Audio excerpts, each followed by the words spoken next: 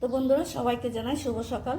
তো আজকে পনির ছাড়া এটি পনির রেসিপি তৈরি করব বাঁধাকপি দিয়ে। সঙ্গে থাকুন, দেখতে থাকুন। তো আমি বাঁধাকপিটা 4 ভাগ করে কেটে নিলাম।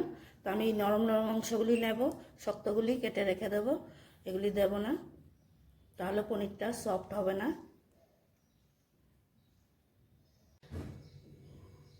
তো বাঁধাকপিগুলি আমি সেদ্ধ করার জন্য বাটিতে বসিয়ে দিলাম।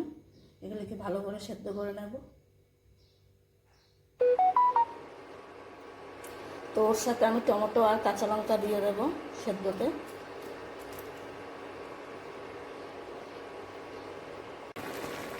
টমেটো আর বাঁধাকপিটা একটু সুন্দর সেদ্ধ হচ্ছে, দেখতেই পাচ্ছেন। আর কিছুক্ষণ বাদে আমি নামিয়ে নেব।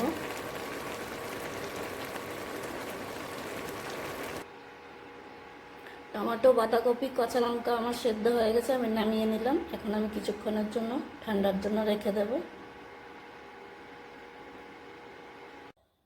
তো আমার বাঁধাকপিটা বেশ ঠান্ডা হয়ে গেছে। এখন আমি এগুলিকে জল চিপে চিপে তুলে নেব।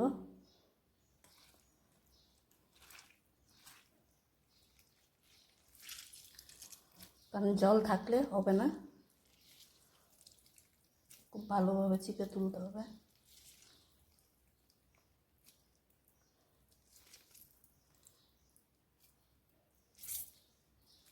এভাবে সবগুলি আমি তুলে নেব। তো আমি সবগুলি জল চিপে মিক্সিতে নিয়ে নিলাম। তো এখন আমি মিক্সচার করে নেব। আপনারা যদি মনে করেন পাটাতে বাটবেন তাও বাটতে পারেন, আর মিক্সিতে হলে তো হবেই। তো বাঁধাকপি রেসিপির জন্য আমি মশলাটা নিয়ে নিলাম। তো এখানে পরিমাণ মতো আদা নিয়ে নিলাম। আদাটা মিক্সি করে নেব।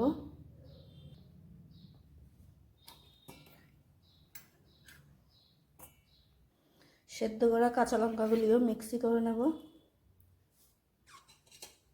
সেদ্ধ করা টমেটোটাও মিক্সি করে নেব।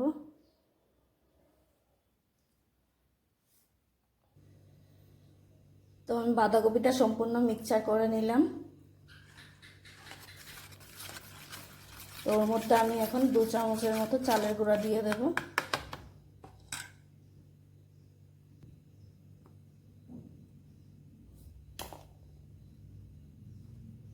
তো 2 চামচ চালের গুঁড়া দিয়ে দিলাম।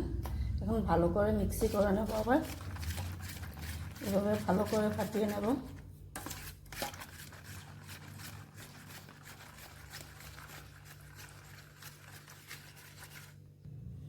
তা হালকা একটু চিনি দিয়ে দেবো, কারণ বাঁধাকপিটা তো সেরকম মিষ্টি নেই।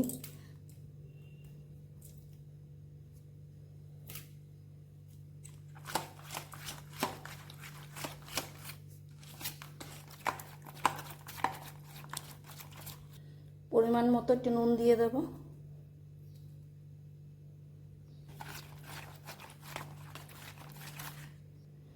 পরিমাণ মতো একটু সাদা তেল দিয়ে দেব।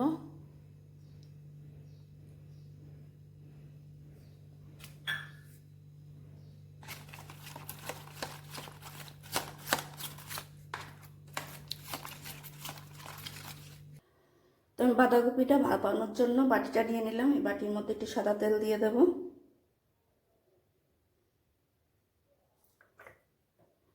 সাদা তেলটা দিয়ে ভালো করে বাটিটা মেখে নেব। বাঁধাকপি মিক্সচারটা আমি বাটিতে ঢেলে নিলাম, তেল মাখা বাটিতে। তো এখন 5 মিনিটের জন্য এটা ঢেকে রেখে দেব। তারপরে আমি এটা ভাপে বসাবো 5 মিনিট বাদে। তো আমার 5 মিনিট হয়ে গেছে। এখন আমি ভাপানোর জন্য বাটিটা কড়াইতে বসিয়ে দেব। এদিকে কড়াইতে জল দিয়ে দিলাম, জলটা বেশ গরম হয়ে গেছে। এখন আমি বাটিটা বসাবো। ভালো করে চাপা দেব যাতে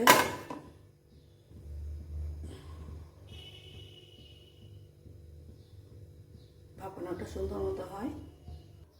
15 থেকে 20 মিনিটের মতো আমি এটা ভাপিয়ে নেব। তো আমার বাঁধাকপি ভাপানোটা হয়ে গেছে মনে হয়, এখন দেখছি আমি।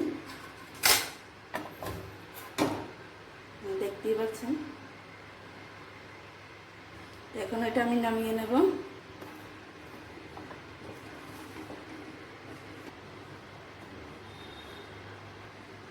কিছুক্ষণের জন্য ঠান্ডা হওয়ার জন্য দেব।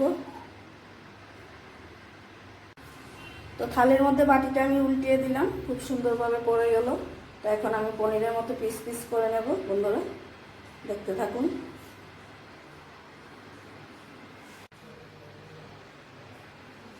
বাঁধাকপিটা এভাবে কেটে দিলাম, এখন পিস পিস করে নেব।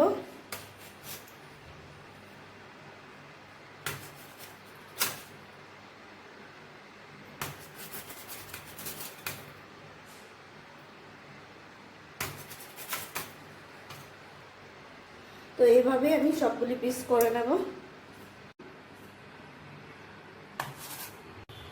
তো সম্পূর্ণ বাঁধাকপিটা আমি পনিরের মতো পিস করে নিলাম। এখন আমি পনির রেসিপি তৈরি করে নেব। ভাজার জন্য আমি কড়াইটা বসিয়ে দিলাম, তেল দিয়ে দেব। কড়াইতে তেলটা বেশ গরম হয়ে গেছে, আমি একটা একটু দিয়ে দেখলাম। এখন সবগুলি দেব।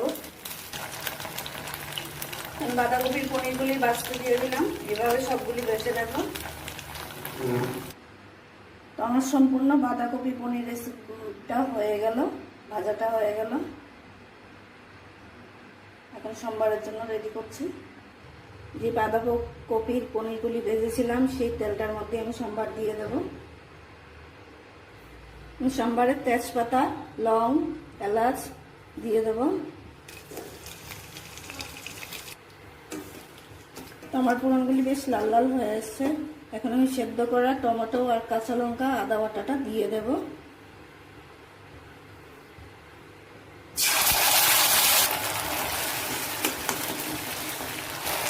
জিরে আর ধনের গুঁড়ো ভিজিয়ে রেখেছিলাম।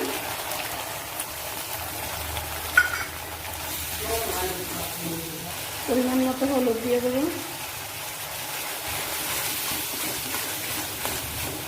পরিমাণ মতো নুন দিয়ে দেবেন।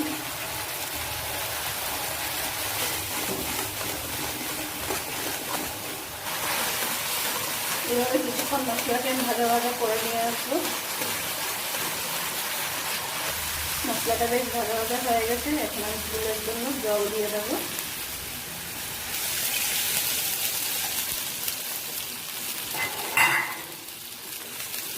জলটা দিয়ে ঝোলটা বেশ কিছুক্ষণ ফোটাবো।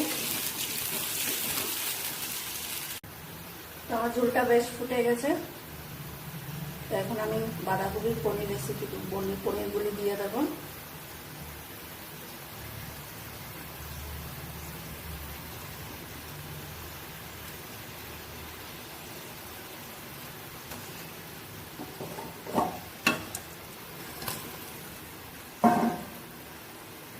তবে পনির রেসিপিটা পনিরগুলি দিয়ে বেশিক্ষণ ফোটাবো না। বাঁধাকপির পনিরগুলি আমার খুব সুন্দরভাবে ফুটে আসছে। এখন আমি ওর মধ্যে সবশেষে কাজু পেস্ট দিয়ে দেব। এ দিয়ে আর কিছুক্ষণ ফোটাবো, তারপর নামিয়ে নেব। তো আমার পনির রেসিপিটা হয়ে গেল, আমি বাটিতে নিয়ে নিলাম। তো আপনাদের যদি ভালো লাগে তাহলে লাইক, কমেন্ট, শেয়ার অবশ্যই করবেন। আবার আসবেন নতুন কিছু নিয়ে।